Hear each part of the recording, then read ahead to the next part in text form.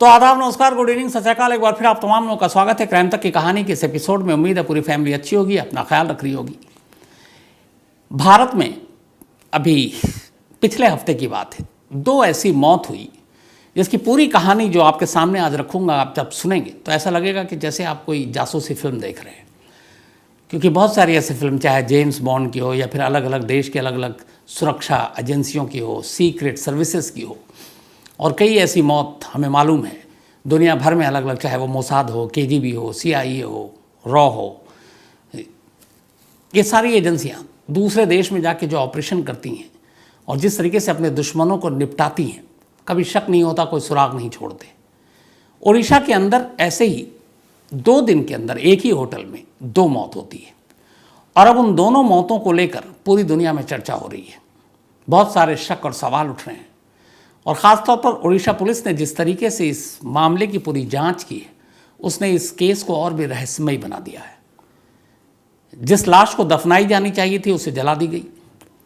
जिस पोस्टमार्टम के बाद विसरा ऐसे मामलों में प्रिजर्व करके रखनी चाहिए थी, विसरा का सैंपल ही प्रिजर्व करके नहीं रखा गया। ये एक बेसिक लैब से एक बेसिक गलती है, और इसीलिए यह है कि क्या जली हुई लाशें कहानियाँ नहीं सुनाती। तो ये सारी कहानी आपके सामने रखूं उससे पहले एक ज़रूरी बात, हमारे एक बहुत पुराने दोस्त जर्नलिज्म के, क्राइम रिपोर्टिंग के, जितेंद्र दीक्षित, मैंने एक बार पहले भी जिक्र किया था, किताब लिखने के शौकीन, एक बेहद तेज़ तर्रार क्राइम रिपोर्टर, हम लोग साथ के हैं। लेकिन जितेंद्र कई मामलों में मुझसे बहुत आगे है, और उसने अपनी करीब 3 साल की कड़ी मेहनत के बाद एक और बुक लिखी, और उस किताब की इस वक्त काफ़ी चर्चा भी हो रही है। उस किताब का नाम है बॉम्बे आफ्टर अयोध्या। ये है वो किताब, और मैं इसलिए आपको दिखा रहा हूँ, इसलिए नहीं कि वो मेरा दोस्त है जितेंद्र, बल्कि इसलिए कि वाकई इस किताब को पढ़नी चाहिए। और ख़ासतौर पर क्राइम तक फैमिली मेम्बर जिनकी दिलचस्पी होती है ऐसी खबरों में, तो आपकी दिलचस्पी के लिए बिल्कुल सही किताब है। असल में ये किताब जो है बॉम्बे आफ्टर अयोध्या, 6 दिसंबर 92 को जब बाबरी मस्जिद और राम जन्मभूमि को लेकर जो सारी चीज़ें हुई, फिर मस्जिद गिराई गई, और उसके बाद पूरे देश के अलग अलग हिस्सों में दंगा हुआ, और उससे मुंबई भी अछूता नहीं रहा। और फिर मुंबई में भी किस तरीके से दंगे हुए, बहुत सारे लोगों की जान गई, उसके आफ्टर इफेक्ट्स आपको याद होगा। फिर 93 का मुंबई का सीरियल ब्लास्ट, जिसके बाद दाऊद इब्राहिम को देश छोड़कर भागना पड़ा। लेकिन उस एक इंसिडेंट ने, जो बाबरी मस्जिद राम जन्मभूमि के बाद उससे पहले रथ यात्रा मुंबई पहुंची थी, उन सारी चीज़ों को जितेंद्र दीक्षित ने इस किताब में बेहद खूबसूरती से पिरोया है। उसने दिखाया कि कैसे अयोध्या से पहले मुंबई या बॉम्बे उस वक्त उसकी शक्ल और तस्वीर हुआ करती थी, और कैसे इस एक इंसिडेंट ने, दंगों ने, बॉम्बे की तस्वीर बदल कर रख दी। कैसे बॉम्बे की पूरी अंडरवर्ल्ड की दुनिया, वहाँ के लोगों के रहन सहन के तरीके, सोचने का ढंग, बिजनेस की दुनिया, कॉरपोरेट, हर चीज़, ज़िंदगी के हर पहलू पर असर डाला अयोध्या के बाद के बॉम्बे ने। तो जितेंद्र दीक्षित की ये किताब बॉम्बे आफ्टर अयोध्या, इसको मुझे लगता है कि आप लोगों को मौका मिले तो ज़रूर पढ़िएगा। अमेज़न पे भी ये किताब उपलब्ध है, और बेस्ट सेलर में भी है इस वक्त। और इससे पहले मैंने आपको जो बताया था कि पहले भी मैंने जितेंद्र का जिक्र किया था, जब बॉम्बे 3 उसने बुक लिखी थी, उससे पहले 35 डेज़, फिर वैली ऑफ रेड स्नो, ये सारी किताबें। तो बेहद काबिल जितेंद्र दीक्षित की ये नई किताब है, और बॉम्बे आफ्टर अयोध्या ज़रूर पढ़िएगा। हालांकि जितेंद्र आजकल मुझसे नाराज़ भी है, शायद वजह ये थी कि उसने कई बार मुझे फ़ोन भी किया और मैसेज भी किया, और मैं जवाब नहीं दे पाया। उसकी वजह ये थी कि हाल में मेरी दादी की डेथ हो गई थी, तो मैं थोड़ा उस चक्कर में भी नहीं था, तो उससे कांटेक्ट भी नहीं हो पाया। लेकिन मुझे लगता है कि ये किताब आप लोग ज़रूर पढ़िएगा। एंड बहुत बहुत बधाई जितेंद्र तुम्हें इस नई किताब के लिए, और इसी तरह से खूब सारी किताबें लिखते रहो और हम लोग पढ़ते रहें। तो न सिर्फ किताब पढ़िएगा क्राइम तक फैमिली मेम्बर, बल्कि अपनी अपनी राय भी दीजिएगा, ताकि मैं उस राय को जितेंद्र तक पहुंचा सकूं। अब आते हैं आज की कहानी के ऊपर। दिसंबर के 3rd वीक में 4 रूसी टूरिस्ट भारत आते हैं। ये चारों दिल्ली पहुंचते हैं, और ये चारों हम उम्र थे, और चारों उम्रदराज थे। इनमें से एक थे पावेल एंटोव, इनकी उम्र 65 साल, और इन्होंने अपना 65वां बर्थडे इसी देश में मनाया, भारत में। अब पावेल एंटोव कोई मामूली हस्ती नहीं है, ये रूस के सांसद हैं, और रूस के अरबपति कारोबारी हैं। फोर्ब्स लिस्ट में इनका नाम है, बेहद पैसे वाले हैं। इनके साथ इनके एक दोस्त और व्लादिमीर बेदोनोव, इनकी उम्र 61 साल, ये भी आए, और साथ में एक हस्बैंड वाइफ, वो भी उम्रदराज, तुरोव और उनकी वाइफ नतालिया, ये चारों पहुंचते हैं दिल्ली। 19 दिसंबर को ये चारों दिल्ली से एक ट्रैवल एजेंट को अपने साथ लेते हैं, जिसने इनको भारत घुमाने का जिम्मा लिया था। और इनका मकसद असल में जाना था उड़ीसा। ये उड़ीसा के ग्रामीण इलाकों को देखना चाहते थे, गाँव को देखना चाहते थे, और ख़ास तौर पर आदिवासी बस्तियों में आदिवासी कैसे ज़िंदगी गुजारते हैं उसको करीब से देखना चाहते थे। 19 दिसंबर को ये चारों दिल्ली से रवाना होते हैं और भुवनेश्वर पहुंचते हैं।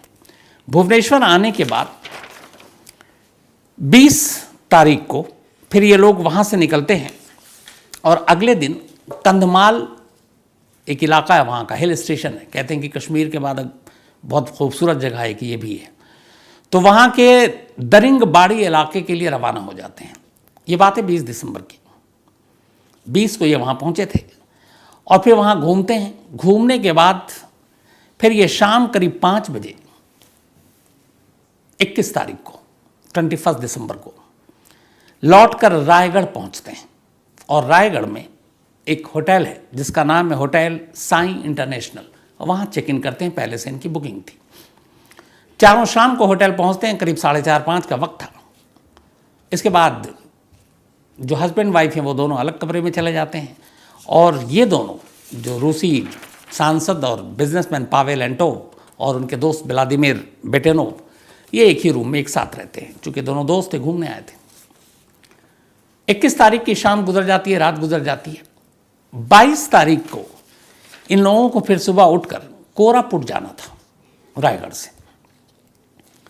लोकल गाइड भी एक तैयार था और जो ट्रैवल एजेंट था वो भी तैयार था, वो भी उसी होटल में ठहरा था अलग कमरे में। सुबह होती है, अब टाइम हो रहा था, ट्रैवल एजेंट को लगा कि अब चलना चाहिए। इतने में फिर आवाज़ आती है जो रूसी सांसद हैं पावेल एंटोव कि उनके साथी जो व्लादिमीर बेटनोव हैं वो बेहोश पड़े हुए हैं। भागकर सारे लोग आते हैं, ट्रैवल एजेंट आता है, लोकल गाइड आता है, एक एम्बुलेंस बुलाई जाती है, उसके बाद उनको नज़दीक के हॉस्पिटल ले जाया जाता है। हॉस्पिटल में डॉक्टर कहते हैं कि वो अब जिंदा नहीं है, उनकी मौत हो चुकी है। अब रात को ठीक, शाम को ठीक, सुबह ठीक, और अचानक मौत। उम्र 61 साल थी। खैर इसके बाद अब मौत हो गई, बड़ा सदमा भी लगा उनके दोस्त पावेल को। इसके बाद पोस्टमार्टम होता है। 23 और 23 गुजर जाती है। 24 तारीख को डेड बॉडी वापस मिलती है। पावेल एंटोव, इसके अलावा जो तुरोव और नतालिया, बाकी 3 रशियन और साथी बचे थे जिंदा, ये तीनों फिर ले जाकर वहाँ के पुलिस प्रशासन की इजाज़त से और उसका अंतिम संस्कार कर देते हैं। लेकिन अंतिम संस्कार, वो व्लादिमीर एक क्रिश्चियन थे, दफनाया नहीं जाता उनके धार्मिक रीति रिवाज के हिसाब से, बल्कि लाश को जला दी जाती है। इस दौरान में पोस्टमार्टम की शुरुआती रिपोर्ट ये लोगों को बताया जाता है इनको कि हार्ट अटैक से मौत हुई है, दिल का दौरा पड़ने से। अब अपने दोस्त की मौत से पावेल जो है बेहद दुखित है। 22 को मौत हुई, 24 को अंतिम संस्कार हुआ। 24 तारीख की शाम को अंतिम संस्कार के बाद तीनों रूसी टूरिस्ट वापस इसी साईं इंटरनेशनल होटल में लौटते हैं। पति पत्नी अपने कमरे में चले जाते हैं। रूसी सांसद पावेल एंटोव अपने कमरे में जाते हैं। 3rd फ्लोर पर इनका रूम था, 3री मंजिल पर। कमरे में जाने के थोड़ी देर के बाद अचानक पावेल एंटोव अपने कमरे में नहीं पाए जाते, बल्कि होटल के किसी कर्मचारी की नज़र पड़ती है ज़मीन पर 3री मंजिल से नीचे और पावेल एंटोव नीचे लहूलुहान घायल हालत में पड़े हुए हैं, जिसमें से जगह जगह खून गिर रहा है। अब लोगों ने देखा, फ़ौरन उनको उठाया गया, फिर उन्हें भी आनन फानन में अस्पताल ले जाया गया, उसी अस्पताल जहाँ 2 दिन पहले उनके दोस्त को ले जाया गया था। अस्पताल ले जाने के बाद एक बार फिर डॉक्टर देखता है और फिर वही लाइन कहता है कि ज़िंदा नहीं है, इनकी मौत हो गई है। 48 घंटे के अंदर एक ही होटल में 2 लोगों की मौत, और दोनों रहस्यमयी। अब ये बात जो कोलकाता में रशियन कॉन्सुलेट है वहाँ तक भी बात जाती है, रूसी मीडिया तक अब ये बात पहुँचती है। जो पहली मौत हुई थी व्लादिमीर की, वो चूँकि एक दोस्त थे, कोई बड़ी शख्सियत या हस्ती नहीं थे रूस के, तो उसका इतना चर्चा नहीं होता। लेकिन जैसे ही पता चलता है कि पावेल एंटोव की मौत हो गई, अब वो एक तो रूस के सांसद, ऊपर से वहाँ के अमीरों में से एक, तो वहाँ के न्यूज़ चैनल और अखबारों में भी ये खबर आती है कि भारत के उड़ीसा स्टेट के एक रायगढ़ शहर में पावेल की मौत हो गई। रीज़न ये बताया जाता है कि वो तीसरी मंजिल से खिड़की से कूद कर उन्होंने अपनी जान दे दी, यानी खुदकुशी की है। अब इसके बाद फैमिली सबको इन्फॉर्म किया जाता है, लेकिन हैरत अंगेज़ तौर पर और कोई शामिल नहीं होता। और वहाँ की पुलिस प्रशासन और वहाँ के जो डिस्ट्रिक्ट मजिस्ट्रेट, उनकी निगरानी में 48 घंटे के अंदर अंदर, बल्कि अब तीसरा दिन आ गया, 25 क्रिसमस का दिन, उस दिन पावेल एंटोव की लाश को उसका अंतिम संस्कार किया जाता है। और हैरत अंगेज़ तौर पर इस बार भी लाश दफनाई नहीं जाती बल्कि जलाई जाती है, और वो भी क्रिश्चियन थे। 2 दिन के अंदर 2 मौत, और दोनों मौत के बाद अब सवाल और शक दोनों गहरा रहे थे। इधर ओडिशा पुलिस को अब लगा कि ये मामला, चूँकि एक सांसद की भी मौत का है, फ़ौरन ये मामला है कि जांच वहाँ की क्राइम ब्रांच को दे दी गई, लोकल पुलिस से लेकर। अब इसके बाद तफ्तीश हुई, वहाँ के DGP, director general of police ने भी अपना स्टेटमेंट दिया, और उन्होंने कहा कि ये दोनों मौत सामान्य मौत है। पहली मौत दिल का दौरा पड़ने से हुई, और दूसरी मौत ऊपर से शायद उन्होंने जंप मारा, सुसाइड कर लिया।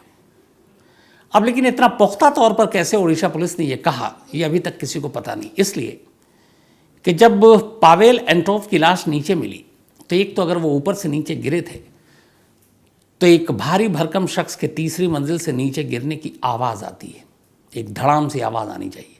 उनके गिरने की आवाज़ किसी ने नहीं सुनी, बल्कि वो कितनी देर पहले गिरे ये भी किसी को नहीं मालूम। वो तो कोई कर्मचारी उधर से गुजरा तो देखा कि एक शख्स, एक विदेशी शख्स ज़मीन पर लहूलुहान पड़ा है। तब उसने अलार्म बजाया, यानी शोर मचाया, और तब जाकर ये बात सामने आई। तो पहली चीज़ ये कि कोई चश्मदीद नहीं। तो फिर रायगढ़ पुलिस ने ये कैसे, या ओडिशा पुलिस ने ये कैसे मान लिया कि पावेल एंटोव ने खुदकुशी की है? या फिर उन्होंने दूसरा ये भी एक दिया कि शायद वो ड्रिंक कर रहे थे, अपने दोस्त की मौत से सदमे में थे, और खिड़की के पास थे, और बैलेंस बिगड़ा या पैर फिसला और वो नीचे गिर गए। बट ये दोनों कहानियाँ हैं कि उन्होंने जंप मारा, खुदकुशी की, या फिर एक्सीडेंटल वो नीचे गिरे। क्योंकि विटनेस कोई नहीं, चश्मदीद कोई नहीं, तो आप ये बता नहीं सकते। ऊपर से कमाल ये हुआ कि पोस्टमार्टम तो दोनों लाश की गई, लेकिन विसरा सैंपल प्रिजर्व ही नहीं किया गया। किसी भी असामान्य मौत में, जो अननेचुरल डेथ है, एक्सीडेंटल डेथ है, आमतौर पर पुलिस का पहला काम यही होता है कि कोई शक और सवाल की गुंजाइश न बचे। तो ऐसे मामलों में पोस्टमार्टम के बाद अगर पॉइजन या बाकी चीज़ें हैं तो विसरा के सैंपल, उसकी जांच होनी चाहिए। लेकिन यहाँ क्या किया कि अब यहीं से सारे शक और सवाल उठ रहे हैं कि ये खुद पुलिस का फैसला था, स्टेट पुलिस का फैसला था, यह मामला कुछ और था। अननेचुरल डेथ, पोस्टमार्टम तो हुआ, लेकिन पोस्टमार्टम सिर्फ आपको मौत की वजह बता रही है कि एक ने बताया कि इसका शायद दिल का दौरा पड़ने से हुआ, दूसरा बताया कि गिरने से हुआ।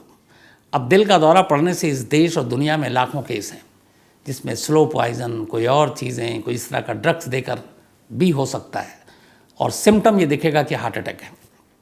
ऐसे बहुत सारे मैंने आपको कहानियाँ भी सुनाई हैं। दूसरा, वो ऊपर से खुद छलांग मार रहे हैं, या बैलेंस बिगड़ा, या फिर किसी ने धक्का दिया। तीनों में कोई फ़र्क नहीं है। लेकिन ओडिशा पुलिस पहले ही दिन से क्यों मान लेती है कि वो उन्होंने खुदकुशी की, या फिर बैलेंस बिगड़ गया और वो गिर गए, और दूसरे का सचमुच हार्ट अटैक हुआ है? अब जब ये पता चला, जब क्राइम ब्रांच को ये मामला सौंपा गया, और फिर ये पता चला कि एक सांसद की मौत है और पति कारोबारी की मौत है, तो अब ये हुआ कि नहीं, चलो जांच से सारी चीज़ें आ जाएंगी कि ये मौत नेचुरल है या अननेचुरल है। इसके बाद जब छानबीन हुई तो पता चला कि अब जांच कैसे हो। पहली चीज़, पोस्टमार्टम रिपोर्ट हो गई, आ गई। कोई शक की गुंजाइश होती, और अगर उन्हें उनके धार्मिक रस्मों के हिसाब से, रीति रिवाज के हिसाब से दफनाई जाता, तो अगर वो लाश को दफनाई जाती तो शायद वो लाश निकालने के बाद ज़रूरत पड़ती तो फिर दोबारा उसकी जांच हो सकती थी, मौत की सही वजह को जानने के लिए। लेकिन यहाँ तो लाश जलाई जा चुकी है। अब लाश दफनाने के बजाय जलाई क्यों गई, इसका किसी के पास जवाब नहीं है। विसरा जो बेसिक चीज़ है, पुलिस ने प्रिजर्व क्यों नहीं करके रखा, इसका जवाब किसी के पास नहीं है। डॉक्टरों ने कहा कि हमें, पुलिस ने कहा ही नहीं कि हमें विसरा और ये चाहिए, तो हमने उसको संभाल के रखा ही नहीं। तो अब यही सारी चीज़ें अब सीधे सीधे सवाल उठा रहे हैं कि क्या ये मामला इतना आसान है, या फिर ये जो हम फिल्मों में जासूसी दुनिया में देखते हैं, मोसाद से लेके KGB या फिर रॉ, CIA या फिर MI6, ISI, ऐसे दुनिया भर की जो तमाम खुफिया एजेंसियां हैं, सीक्रेट सर्विसेज, वो अपने दुश्मनों को मारती हैं, उसी का खेल तो नहीं। लेकिन अब फिर सवाल उठता है कि आम 4 सीधे साधे टूरिस्ट के पीछे कोई किसी देश की सीक्रेट सर्विस क्यों पड़ेगी? तब यहाँ पे कहानी पे एक नया मोड़ आता है। मोड़ ये आता है कि इसी साल फरवरी में रूस ने यूक्रेन पर हमला किया। कई दिन जंग चली, जंग अब भी चल रही है, लेकिन अब रिपोर्ट नहीं हो रही। जून के महीने में रूस ने एक मिसाइल दागा एक रिहायशी घर में। इस मिसाइल से एक उस घर में रहने वाले जो मुखिया है, एक शख्स की मौत हो गई। उसकी 7 साल की बेटी और उसकी बीवी बुरी तरह जख्मी हो गए। वो तस्वीर भी सामने आई। उस तस्वीर को देखने के बाद ये जो रूसी सांसद हैं पावेल एंटोव, इन्होंने बाकायदा सोशल मीडिया पर रूस के राष्ट्रपति पुतिन की आलोचना की और कहा कि ये सीधा सीधी एक क्राइम है, ये वॉर नहीं है। अब रूस के राष्ट्रपति को लेकर एक रूस का इतना बड़ा सांसद, इतना बड़ा बिजनेसमैन सीधे सीधे पुतिन को कटघरे में खड़ा कर रहा है, उनकी इस तरह से आलोचना कर रहा है। और जिस तरीके से रूस में चीज़ें होती है, सब जानता है कि वहाँ कैसे रूसी सरकार या पुतिन के जो आलोचक या विरोधी हैं उन्हें एक एक कर कैसे निपटाया जाता है, ये दुनिया को मालूम है। तो जब ये बात सामने आई, जून में उनका उस सोशल मीडिया का बयान सामने आया, हालांकि बाद में उस पोस्ट को फिर डिलीट भी कर दिया गया, तो उसी से अब इस मौत को जोड़कर देखा जा रहा है। अब अगर उससे मौत को जोड़कर देखा जा रहा है तो फिर कहानी पूरी जासूसी हो जाती है। अब जासूसी जब कहानी है तो कोई भी जब इस तरीके से एक हाई टारगेट को किलिंग का काम करता है तो फिर वो बहुत एहतियात बरतता है, ख़ासतौर पर दूसरे देश में, कि कब मारना है, कैसे मारना है, शक ना हो, बंदूक का इस्तेमाल करना है कि ड्रग्स का इस्तेमाल करना है कि पॉइज़न का इस्तेमाल करना है, कौन से ऐसे ड्रग्स और पॉइज़न का इस्तेमाल करना है जो पोस्टमार्टम रिपोर्ट में भी सामने ना आए। ऐसी दुनिया में बहुत सारी चीज़ें हैं जो बहुत सारे मौत बताया गया कि ये नेचुरल डेथ है, बीमारी से हुई, दिल का दौरा पड़ने से हुई, आपके जो मल्टी ऑर्गन फेलियर से हुई, लेकिन उसके पीछे कोई ना कोई एक छुपा हुआ जहर या फिर ड्रग्स होता है। तो बहुत मुमकिन है कि यहाँ पे भी इन दोनों मौतों में ये चीज़ें हो सकती हैं, लेकिन अब इसे साबित कैसे करें? इसलिए कि न तो अब लाश है क्योंकि वो जल चुकी है, न तो विसरा के सैंपल हैं जिनको टेस्ट के लिए भेजा जाएगा। तो अब फिर इस सच्चाई को सामने कैसे लाया जाए, इसी के ऊपर बाकायदा बहुत सारे लोग अब सवाल उठा रहे हैं। और पूरी इंटरनेशनल मीडिया में, चाहे वो फिर UK हो, ब्रिटेन हो, मतलब अमेरिका हो, हर जगह पर इन दोनों मौतों को लेकर सीधे सीधे पुतिन से जोड़ा जा रहा है और कहा जा रहा है कि इसके पीछे कहीं ना कहीं रूसी खुफिया एजेंसी का हाथ है। क्योंकि यूक्रेन पर हमले के बाद जिस तरीके से पावेल एंटोव ने रूस और पुतिन का विरोध किया, और रूस अपने ऐसे लोगों को छोड़ता नहीं है, बख्शता नहीं है।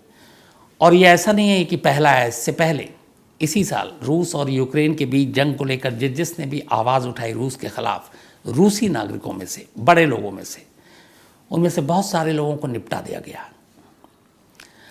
अब ख़ासतौर पर पावेल एंटोव 2019 के इलेक्शन में इनके पास 130 मिलियन यूरो, ये रूस के गिने चुने रईसों में एक थे, उसकी बाकायदा फोर्ब्स लिस्ट में इनका नाम था। और ये वहाँ के रूस के कहते हैं कि सबसे बड़े मीट के कारोबार से जुड़े व्यापारी थे।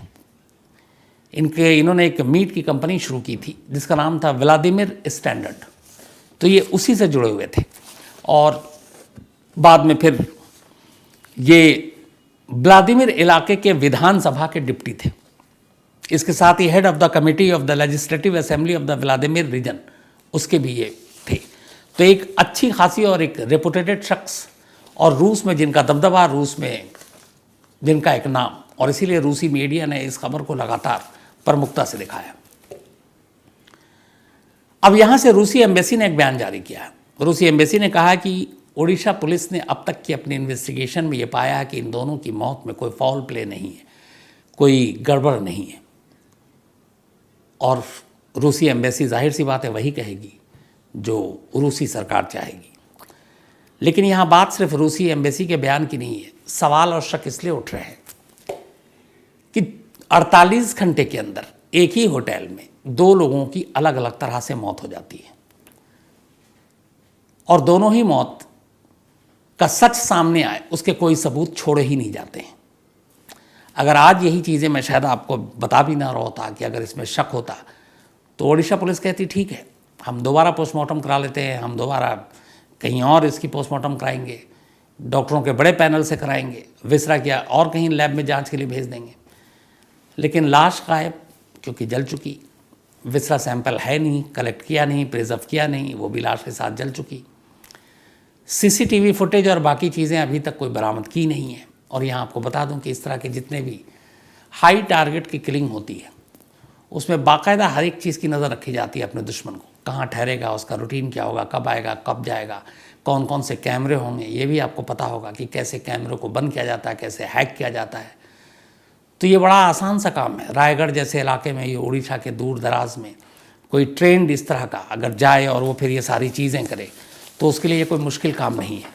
और कहते हैं कि रूस ने बाकायदा अपने ऐसे शिकार को टारगेट बनाने के लिए अपनी उसने एक किलिंग मशीन, एक किलिंग टीम तैयार कर रखी है और उसका नाम है हिट जॉब। हिट जॉब को भी इस दोनों मौत को जोड़कर इससे देखा जा रहा है। और हिट जॉब का सीधा मतलब होता है असैसिनेशन, अपने दुश्मनों को निपटाना। केजीबी जो रूस की खुफिया एजेंसी है, उसी केजीबी का एक पार्ट है। इसको पहले 13 डिपार्टमेंट भी कहते थे हिट जॉब को, इस रूसी खुफिया एजेंसी के 13 डिपार्टमेंट, लेकिन बाद में इसका नाम फिर बदलकर 5 डिपार्टमेंट रख दिया गया। और इसका काम ही है कि कत्ल जाकर ऐसे करो, अपने टारगेट को इस तरह मारो कि किसी को शक ही ना हो कि उसकी मौत अननेचुरल है, ऐसा लगे कि वो नेचुरल डेथ हुई है। उसी का तरीका है हार्ट अटैक से लेकर एक्सीडेंट दिखाना, नीचे गिर जाना, कूदने से मौत हो जानी, ये सारी चीज़ें। कहते हैं कि इस 5 डिपार्टमेंट में करीब 60 लोग हैं ट्रेंड, जो केजीबी का विंग है, जिनका काम है दुनिया भर में रूस के हितों के खिलाफ काम करने वाले दुश्मनों को निपटाना। और इस टीम में 60 लोग ख़ास तौर पर इसीलिए भर्ती किए जाते हैं, फुल्ली ये ट्रेंड होते हैं, हाईटेक वेपन से लैस होते हैं। और ख़ास तौर पर दूसरे देशों में जब ये इस तरह का ऑपरेशन करते हैं तो कोशिश करते हैं कि उन हथियारों का इस्तेमाल न करें जिनसे सीधी ये लगे कि ये मामला कत्ल का है, बल्कि ऐसे वेपन का इस्तेमाल करते हैं, हथियारों का, जिससे पता ही नहीं चले कि ये कत्ल का मामला है। और इत्तेफाक से ओडिशा के रायगढ़ में 48 घंटे के अंदर ये जो 2 मौत हुई है, ये दोनों उसी तरीके से हुई है क्योंकि ओडिशा पुलिस बार बार यही कह रही है कि अननेचुरल डेथ नहीं है, हार्ट अटैक से हुई और दूसरा गिर गया या खुदकुशी कर ली। हालांकि इन दोनों की सिर्फ कहानियां हैं, सबूत उनके पास नहीं है। और जिस तरीके की अगर ये सपोज़ 1% को मान लें, हो सकता है गलत भी हो, कुछ और वजह हो, लेकिन अगर ये केजीबी के इस किलिंग मशीन का काम है तो फिर उड़ीसा जैसे स्टेट के रायगढ़ जैसी पुलिस या क्राइम ब्रांच, उनको चकमा देना इस हाई ट्रेंड सीक्रेट सर्विसेज के लोगों के लिए शायद उतना मुश्किल काम नहीं है। तो आने वाले वक्त में इसमें क्या खुलासा होता है, ये मैं आपको इसका अपडेट ज़रूर देता रहूँगा। बट कुल मिलाकर इन 2 मौत को लेकर रशिया में भी चर्चा है, दुनिया में भी चर्चा है, और सवाल के साथ साथ उंगलियां उठ रही हैं रूसी राष्ट्रपति पुतिन की तरफ। रूस यूक्रेन वार को लेकर ये सिर्फ 2 मौत, अगर मैं इसको अभी सस्पिशियस ही कह रहा हूँ, सिर्फ मई से लेकर दिसंबर तक कहते हैं कि ऐसे 18-19 किलिंग हो चुकी है, जिन्होंने इस यूक्रेन पर रूस के हमले का विरोध किया था और जो रूसी ही लोग हैं। तो 19 ऐसी मौत हो चुकी है रहस्यमयी। अगर ये दोनों उसी कैटेगरी में है तो ये 21वीं दोनों मौत है। तो इस केस में जो भी अपडेट होगा मैं आपको, जैसे मैंने कहा कि वो मैं ज़रूर इसकी जानकारी दूंगा। फिलहाल कहानी ख़त्म करूँ उससे पहले वही अपना सिलसिला, आज युग इनका जन्मदिन है तो हैप्पी बर्थडे युग। और ये विकास कुमार उनके बेटे हैं और विकास साहब दिल्ली पुलिस में हेड कांस्टेबल हैं। तो बहुत बहुत बधाई विकास जी और युग हमेशा अच्छे रहो, खुश रहो। किरणदीप कौर, इनका भी आज जन्मदिन है, तो हैप्पी बर्थडे किरणदीप जी। और ये नवदीप की बहन है। इसके अलावा आशीष शर्मा, इनका भी आज जन्मदिन है, तो हैप्पी बर्थडे आशीष जी। और ये यूपी पुलिस में है और मनीष शर्मा ने भेजा है। साथ ही विशेष, इनका भी आज जन्मदिन है, तो हैप्पी बर्थडे विशेष। और संजय और लतेश सिंह ने भेजा है। इसके अलावा रानी बाग गौरव गुरु, इनका भी आज जन्मदिन है, तो हैप्पी बर्थडे। और सामर्थ्य सिंह ने भेजा, हालांकि 24 दिसंबर को था, तो बिलेटेड हैप्पी बर्थडे रानी बाग। साथ ही सामिया माही, इनका भी आज, बल्कि संजय माही, इनका भी आज जन्मदिन है, तो हैप्पी बर्थडे संजय। इसके अलावा आयांश राज का भी आज बर्थडे है, तो हैप्पी बर्थडे आयांश। नरेंद्र राज मानसी, इनका भी आज जन्मदिन, बल्कि नरेंद्र राजमणि, इनका भी आज बर्थडे है, तो हैप्पी बर्थडे नरेंद्र। और ये सतना से हैं। इसके अलावा आयांश राजगुप्ता, इनका भी बर्थडे है, तो हैप्पी बर्थडे आयांश। अंकित गुप्ता ने भेजा है अरवल ज़िला से। साथ ही हिमांशु शर्मा ने एक सवाल लिखकर भेजा है और पूछा है कि कोई ऐसा केस जो पहले लोकल पुलिस जांच कर रही है और बाद में उसको सीबीआई को सौंप दी जाए 20-30 दिन बाद, महीने भर बाद, तो सीबीआई उस केस की इन्वेस्टिगेशन कैसे करती है, क्योंकि क्राइम सीन से लेकर प्रूफ हो तो सब 20-30 दिन में ख़त्म हो जाते हैं। तो मनीष साहब, मैंने पहले भी इसका जवाब दिया है, लेकिन आज फिर जवाब देता हूँ। अमूमन जब किसी लोकल पुलिस से लेकर मामला किसी और टीम को सौंपी जाती है, जैसे सीबीआई को, या मान लीजिए एक शहर में ही लोकल पुलिस से लेकर सीआईडी को, सीबी, अलग अलग और जो स्टेट में एजेंसियाँ होती हैं, स्पेशल ब्रांच को, क्राइम ब्रांच को, तो उसमें उसी वक्त तो सौंपी नहीं जाती, कई दिन हो जाते हैं तब उसके बाद सौंपी जाती है। तो उसमें दिक्कत तो आती है, इसलिए कि जो शुरुआती क्राइम सीन होता है वो सबसे इंपॉर्टेंट होता है। कहते हैं कि किसी भी क्राइम को सॉल्व करने के लिए क्राइम सीन की पहली नज़र में जाकर वहाँ देखना, वहाँ से सबूत उठाना, सुराग ढूंढना, ये इंपॉर्टेंट होता है। लेकिन सीबीआई के साथ हमेशा दुश्वारी ये होती है कि उन्हें हमेशा पुराने केस मिलते हैं, जो हफ्ता भर, 10 दिन, 15 दिन, बल्कि महीने, कई बार 6-6 महीने बाद मिलता है। तो उसमें उनको सबूत कलेक्ट करने में मुश्किल होता है। फिर वो पूरी तरह से डिपेंडेंट होते हैं उस लोकल पुलिस ने जो पहली बार क्राइम सीन को देखा जाकर जो अपनी रिपोर्ट बनाई या वहाँ से जो भी सबूत कलेक्ट किए, वो सारे फिर सीबीआई को सौंप दिए जाते हैं। फिर उसके आधार पर सीबीआई अपनी जांच करती है। लेकिन फिर ये होता है कि उनको चूँकि उस केस के अंजाम तक पहुँचना है, तो फिर वो अपना तरीका अलग से अपनाते हैं जो भी। लेकिन आज जहाँ तक सबूत, सुराग और क्राइम सीन की बात है, उसमें थोड़ा सा नुकसान तो होता है। इसके अलावा पंकज शाह है राजकोट से, इन्होंने पूछा आपका शो वैसे कब देख सकता हूँ, तो डेली रात 9 बजे ये कहानी आती है यूट्यूब पर, क्राइम तक। तो पंकज साहब, आप रात 9 बजे डेली, संडे छोड़कर आप देख सकते हैं। और डेली रात 11 बजे, ये भी संडे छोड़कर, आज तक पर वारदात आता है, तो उसमें भी आप देख सकते हैं। इसके अलावा मनोज लुखार, इन्होंने कल के पुलिस के वीडियो पर कहानी वो अपना लिखा है, तो वाकई अफसोस तो होता है। लेकिन मनोज लुखार साहब, ये भी कहूँगा कि ये कुछ तस्वीरें ऐसी होंगी, बट इसी देश में बहुत सारे ईमानदार और अच्छे पुलिस अफसर भी हैं जो बहुत तेज़ तर्रार हैं, होशियार हैं, और जिन पर हम सभी को नाज भी करना चाहिए। सौरभ घोष हैं, और इन्होंने धनंजय चटर्जी की कहानी सुनने की बात की है। कोलकाता जो रेप का इल्ज़ाम था, लेकिन 2002 में फांसी हो गई। और सौरभ साहब, ये कहानी मैंने सुना दी है ऑलरेडी धनंजय की, इसी कहानी की लिस्ट में मिल जाएगी आपको। इसके अलावा नितेश वाणिया हैं, थैंक यू सो मच आपके मेल के लिए, और एक कहानी की फरमाइश की है। सौम्या हैं, ये बीपीएससी का एग्ज़ाम की तैयारी कर रही हैं, कल परसों शायद इनका एग्ज़ाम है, तो ऑल द बेस्ट सौम्या। और ये पटना से हैं, और आप ज़रूर बीपीएससी एग्ज़ाम क्रैक करेंगे, मुझे उम्मीद है, तो बस लगे रहिए। इसके अलावा Chanta Kumar, thank you so much आपके इस मेल के लिए, ये कैलिफोर्निया से हैं। इसके अलावा रविकांत रावत ने कहानी की फरमाइश की, और साथ ही संतोष कुमार हैदराबाद से, थैंक यू सो मच आपके मेल के लिए। तो आज कहानी में इतना ही है, आज से मुलाकात होगी कल रात 9 बजे किसी नई कहानी के साथ। तब तक अपना ख्याल रखिएगा। Thank you very much.